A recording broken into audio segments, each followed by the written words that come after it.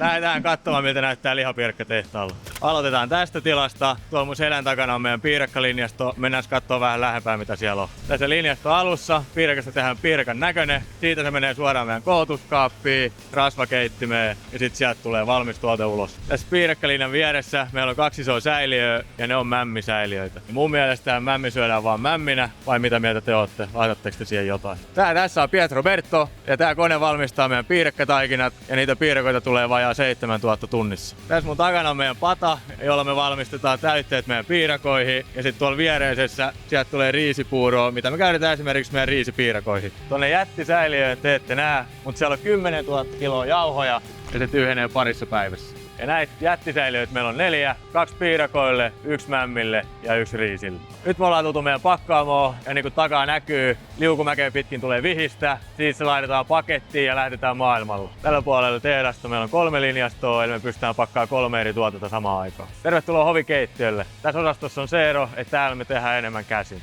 Tällä osastolla me pakataan esimerkiksi pitakepappi, valmistetaan mustapapupihvit ja tää kone mun takana tekee meidän suositut gluteenittoman riisipiirakan. Tänään me ei tehdä riisipiirakoita, mutta laittakaa kommentti alle, jos haluatte nähdä, miten niitä tehdään. Niin kuin näette, nyt on aika ammattilainen töissä. Tällaista tää nyt on. Laittakaa alle kommenttiin, mitä lisää te haluatte nähdä täältä.